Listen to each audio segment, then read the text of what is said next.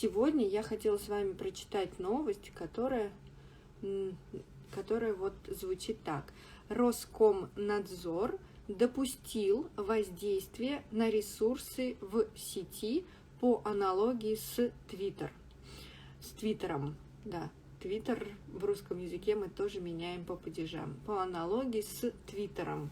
Когда мы говорим, мы будем говорить так. Итак, Роскомнадзор – это департамент, который следит, который ответственный за, за цифровые, за все, что связано с цифровыми платформами, все, что связано с электроникой и так далее. И вот Роскомнадзор, Российский комитет по надзору, сказал, что возможно, то есть допустил, это значит, может быть, Россия будет воздействовать это что-то делать с интернет-ресурсами, ресурсы в сеть, если она с большой буквы, то это значит интернет, что будет что-то делать с различными интернет-ресурсами, интернет-платформами. И здесь так называется наша статья. Но для начала у меня к вам вопросы. Что вы слышали о ситуации с Твиттером в России? Знаете ли вы что-то об этом? Это первый вопрос. Второй. Может ли государство влиять на работу интернет-ресурсов? То есть может ли государство говорить, какие-то платформы хорошо, работайте, а какие-то нет, здесь вы работать не будете. Как, например, в Китае. В Китае очень много иностранных платформ не работают. Ну, я говорю очень много, потому что не все и не всегда те, которые не работают, будут всегда не работать. В Китае, например, специальные условия, у них созданы их платформы. А в России у нас такой ситуации нет. У нас интернет мировой. И это пугает, да, то, что, например, в России сейчас активно об этом говорят, потому что вот недавно была ситуация с Твиттером. Что вы знаете об этой ситуации, пишите, мне прям очень интересно. И расскажите, какие конфликты между вашим государством и разными интернет-ресурсами есть. Или у вас нет никаких конфликтов, все хорошо, тихо, спокойно. Пока мы будем читать текст, вы меня слушайте, читайте вместе со мной, запоминайте какие-то новые слова, которые вы не знали, обращайте внимание на грамматику и также думайте над этими вопросами. Об этом я с вами хочу поговорить после того, как мы прочитаем текст. И как называется текст, мы уже знаем, и вот как он выглядит. Роскомнадзор допустил воздействие на ресурсы в сети по аналогии с Твиттером. Я уже с вами сказала, Роскомнадзор. Теперь могу точно сказать, как вы его можете найти в словарях. Это Федеральная служба по надзору в сфере связи, информационных технологий и массовых коммуникаций. То есть это интернет, телефон, массовые коммуникации. Все это вместе. Есть специальный департамент, который над этим работает. И заместитель главы, то есть есть главный человек в департаменте, и вот его заместитель, это как его помощник, или мы еще говорим правая рука, Вадим Субботин, допустил возможность замедления трафика и блокировки других интернет-ресурсов по аналогии с Твиттером. Вадим Субботин, еще раз, он заместитель главы или просто зам главы. Допустил, то есть он говорит, что такое возможно, допустил возможность. Есть такой вариант, что будут замедлять, делать медленнее работу или медленнее трафик, а может даже и блокировку, то есть вообще не будет работать этот интернет-ресурс. Так уже было с Твиттером. Вот это вот то, что я вас спрашивала в начале, первый вопрос. Не так давно в России произошел конфликт с Твиттером, и работу Твиттера замедлили. То есть на некоторых стационарах, то есть на некоторых компьютерах он не был замедлен. Я не знаю, как они так разделили. На, например, смартфонах, телефонах, планшетах, то там очень-очень медленно загружался контент Твиттера. Ну, как медленно? Несколько секунд тормозило. Но работать можно было. Следующее. Мы не исключаем, если другие площадки также будут нарушать российское законодательство и не исполнять требования Роскомнадзора, что мы пойдем также по линии технической, сказал Субботин журналистам. Речь идет в том числе о Facebook, Instagram, YouTube и других платформах. Мы не исключаем. Здесь у нас слова замглавы, заместителя главы Роскомнадзора, комитета по надзору за цифровыми коммуникациями, цифровыми массовыми коммуникациями. Говорят, что мы не исключаем. Что такое исключать? Исключать — это значит, этого не будет. А здесь мы не исключаем. То есть мы можем предположить, мы можем так сделать. Если другие площадки, но они будут так делать в двух вариантах. Первое. Первое – это если площадки не будут нарушать российские законы. То есть если здесь конкретно будет идти про защиту детей, здесь будет идти, мы с вами дальше будем читать, чтобы защищать детей от какой-то ненужной для них информации, и тогда эти площадки не будут работать вообще. То есть и такие площадки, как Facebook, Instagram, YouTube и другие, может быть, это опять к Твиттеру и другим.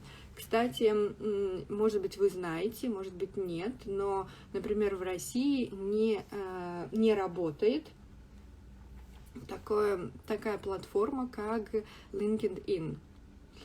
Она в России была, но теперь она не работает. Конечно, вы можете, если хотите, работать на этой платформе в России, но нужно какие-то специальные условия. То есть нужно на телефон или на компьютер добавлять какие-то специальные программы. Например, Telegram. Популярный Telegram, он долгое время не работал в России. И сейчас, им все активно пользовались, то есть были такие специальные условия созданы самим Телеграмом, и потом все-таки его разрешили.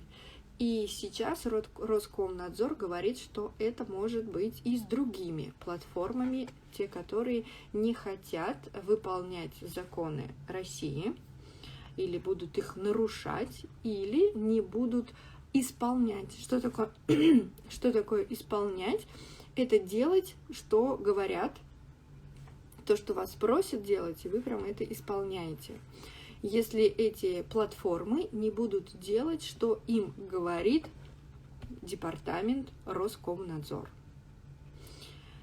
Это сейчас очень активно обсуждают, об этом много говорят в России, потому что это достаточно серьезная проблема, серьезный конфликт. И либо у нас в России, сейчас еще очень много говорят о том, что в России может появиться российский интернет по аналогии с китайским. Вот как в Китае у них все свои платформы, и полностью заблокирован интернет других стран, то в России может быть то же самое. Но мне кажется, это сделать нереально, потому что многие люди даже в правительстве пользуются всеми этими площадками и Facebook, и Instagram, и Telegram, и YouTube, и Twitter, и многими-многими другими тоже пользуются очень активно.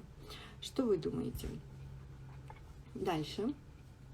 С 10 марта, совсем недавно, Роскомнадзор замедлил скорость работы Twitter на всех мобильных и половине стационарных устройств и пригрозил ресурсу блокировкой.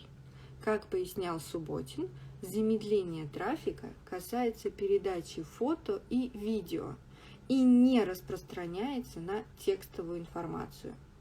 Решение связано с тем, что сервис не удаляет контент, склоняющий несовершеннолетних к совершению самоубийств, содержащий детскую порнографию, а также информацию об использовании наркотических средств. Итак, это то, что было. Сейчас мы с вами читаем о том, что было с Твиттером, какой был конфликт. Насколько я понимаю, Твиттер попросили удалить какую-то информацию из ленты, но Твиттер сказал нет. И после этого Роскомнадзор, департамент России, 10 марта он сделал медленнее работу Twitter в России. То есть медленнее работу где? На мобильных устройствах, то есть это телефоны или планшеты, tabs, и половине стационарных устройств, это компьютеры. И пригрозил ресурсу блокировка, то есть и сказал пригрозить, да, то есть он сказал им так как ай-яй-яй, если еще раз так сделаешь, пригрозить, это напугать, синоним будет, напугать. И пригрозил ресурсу, что он его полностью заблокирует, что этот ресурс не будет работать в России. Как говорит Субботин, в первую очередь это касается, то есть эта информация по какой теме, почему это произошло. Потому что в Твиттере много контента, который содержит, в котором есть информация о детском суициде, то есть когда убивают себя, порнография, тоже детская, и наркотические средства, drugs. И вот это вот замедление или блокировка, то, что замедление, то, что было с 10 марта, кстати, это был всего один день, это замедление было только по фото и видео. Текст был в обычном режиме, что странно, то есть не до конца они все это делали. И давайте, вот какая ситуация была с Твиттером. Слышали ли вы об этом? У вас в стране об этом говорили? Или вообще, может быть, у вас в стране тоже блокируют Твиттер и другие интернет-платформы? И еще. В Твиттер тогда сообщили, что обеспокоены ростом попыток блокировать и тормозить общественный диалог в сети и привержены защите открытого интернета во всем мире. При этом, как отметили в Роскомнадзоре, прямой диалог с руководством компании установить не удалось. Теперь, что говорит по этой ситуации Twitter? Они обеспокоены, то есть они волнуются, да, такие немного нервничают, волнуются. Почему? Потому что начали пытаться блокировать. Попытка, то есть это не прям стоп, не работает Twitter, а какие-то шаги к блокировке есть. То есть это пытаются блокировать работу ресурса и тормозят. Вот здесь как раз делают медленнее, тормозить, останавливают общественный диалог, то есть диалог между людьми в сети, в интернете. Сам же Twitter считает, что они должны, вот это вот привержены, то есть это их идея, Это то, для чего они работают, привержены к тому, что будет существовать открытый интернет. То есть они будут защищать открытый интернет во всем мире, что люди из разных стран могут пользоваться этим интернет-ресурсом. Но также Твиттер сказал, что диалога с департаментом России Роскомнадзор не было. То есть прямого диалога не было. То есть, может быть, там они написали письмо, но это отвечало не руководство компании и так далее. То есть нормального прямого диалога не было.